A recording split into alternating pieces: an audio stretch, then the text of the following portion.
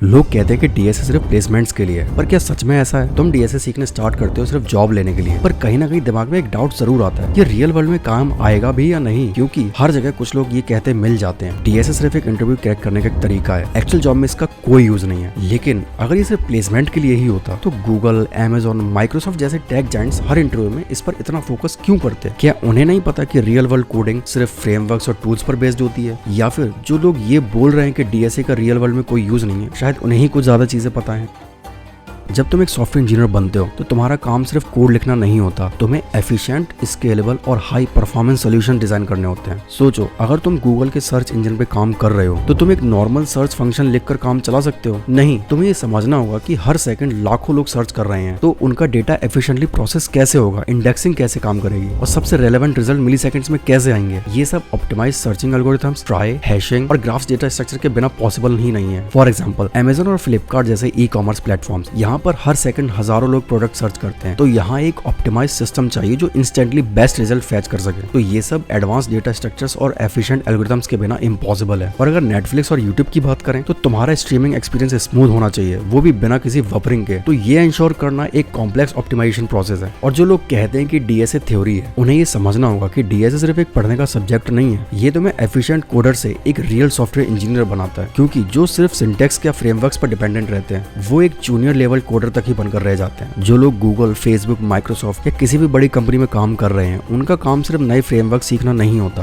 बल्कि high performance systems को build करना होता है, जिसमें वो एल्गोरिथम्स और डेटा स्ट्रक्चर्स का डीप यूज करते हैं। इसी वजह से कंपनीज डीएसए पर इतना फोकस करती हैं, because first they want to see कि तुम्हारी प्रॉब्लम सॉल्विंग स्किल्स कैसी है, and second they need to understand that जब टाइम आएगा तो क्या तुम उनके सिस्टम्स को ऑप्टिमाइज कर सकते हो। पता नहीं लोग ऐसा क्यों कहते हैं दैट कंपनीज में डीएसए का यूज नहीं होता। अब इस चीज को बहुत ध्यान से सुनना जो मैं बताने वाला हूँ, और इसे लाइफ लॉन्ग याद रखना। मैं कह रहा हूँ डीएसए हर छोटे से छोटे और बड़े से बड़े प्रोजेक्ट में यूज होता है, एंड छोटे से छोटी और बड़ी से बड़ी कंपनी में भी। लेकिन सबसे बड़ी दिक्कत ये है कि लोग डीएसए को डेटा स्ट्रक्चर्स और एल्गोरिथम नहीं समझते, वो उसे 2-3 हजार लीड कोड के क्वेश्चंस तक समझते हैं। भाई एक बात बताऊं, आपको कंपनी में ऑब्वियसली लीड कोड के क्वेश्चंस नहीं पूछे जाएंगे, लेकिन आपको डीएसए यूज करना ही पड़ेगा एट एनी कॉस्ट। कोई भी सॉफ्टवेयर या एप्लीकेशन बिना डीएसए यूज करके नहीं बन सकता। तो एक बात पिन अप कर लो अपने दिमाग में, और अगर कोई कहे या कहीं सुनो कि डीएसए कंपनी में यूज नहीं होता, तो भाई अंडरस्टैंड, लीड कोड या किसी प्लेटफॉर्म के क्वेश्चंस यूज नहीं होते, ना कि डीएसए। चलो एक बहुत इंपॉर्टेंट एग्जांपल से मैं तुम्हें समझाता हूँ, और इस चीज को बहुत ध्यान से समझने की कोशिश करना। फॉर एग्जांपल, तुम एक कॉन्टैक्ट ऐप बना रहे हो, खैर अभी इसकी यूआई वगैरह पर ध्यान नहीं देंगे, लेकिन अंडरस्टैंड, तो तुम इसमें कॉन्टैक्ट्स ऐड कैसे करोगे? तुम्हारे दिमाग में हो सकता है एरे आ जाए, लेकिन एरे तो फिक्स साइज के होते हैं, तो क्या पूरा एरे कॉपी करके नए एरे को बड़ा साइज का फिक्स करके फिर उसमें एलिमेंट ऐड करोगे? नहीं। तो अगर तुम्हें डीएसए आता होगा तो तुम्हें नेक्स्ट ऑप्टिमाइज्ड अप्रोच लगानी पड़ेगी, विच इज लिंक लिस्ट, क्योंकि वहां डेटा को डायनामिकली ऐड कर सकते हैं। तो तुम लिंक लिस्ट यूज करके डेटा को स्टोर करना शुरू कर दोगे, and amazing, your software is done. Hey but wait, contact list तो सॉर्टेड होती है ना, तो डोंट यू थिंक कि हमें सॉर्टिंग एल्गोरिथम लगानी पड़ेगी हमारे इस लिंक लिस्ट में? हो सकता है तुम्हें मर्ज सॉर्ट, क्विक सॉर्ट या इंसर्शन सॉर्ट लगाना पड़ जाए, डिपेंडिंग अपॉन एफिशिएंसी। एंड फिर तुम्हारे दिमाग में क्लिक होता है कि हाँ यार, डेटा स्ट्रक्चर्स और एल्गोरिथम तो सॉफ्टवेयर बनाने में यूज होता है, लेकिन वेट, तुमने डेटा लिंक लिस्ट में भी डाल दिया, लिंक लिस्ट को सॉर्ट भी कर दिया, लेकिन एक कॉन्टैक्ट के पास तो काफी सारी डिटेल्स होती है ना, लाइक उसका सरनेम, उसका फोन नंबर एंड उसके एड्रेसेस। तो अब ये चीजें कहाँ ऐड होंगी? डैम, ये तो बहुत ज्यादा कॉम्प्लिकेटेड लग रहा है। तो अब तुम्हें अपने डेटा को स्टोर करने के लिए एक और ऑप्टिमाइज्ड अप्रोच लगानी पड़ेगी। हो सकता है हैश मैप लगाओ ताकि हर कॉन्टैक्ट की डिटेल्स को फास्ट एक्सेस किया जा सके। हो सकता है ट्राइज को लगाओ अगर तुम्हें सर्च फंक्शनैलिटी ऐड करना चाहते हो, जिसमें ए लिखने पर ए के सारे कॉन्टैक्ट्स आ जाएं। अब सोचो, अगर तुम्हें डीएसए नहीं आता होगा तो क्या तुम एक एफिशिएंट एप्लीकेशन बना पाओगे? नहीं। So are you getting my point? आपसे कंपनी में लीड कोड क्वेश्चंस नहीं पूछे जाएंगे, बट आपको आना चाहिए कि डीएसए का यूज कैसे करना है इन ए प्रॉपर एंड ऑप्टिमाइज्ड वे। और अगर तुम चाहते हो कि मैं एक पूरी प्रैक्टिकल वीडियो बनाऊं जिसमें मैं तुम्हें बताऊं कि कैसे रियल वर्ल्ड एप्लीकेशंस में डीएसए यूज होते हैं, तो let me know in the comment section. और अगर इस वीडियो पर 1K लाइक्स आ जाते हैं तो I will bring that video soon. So please like the video and tell me in the comment section.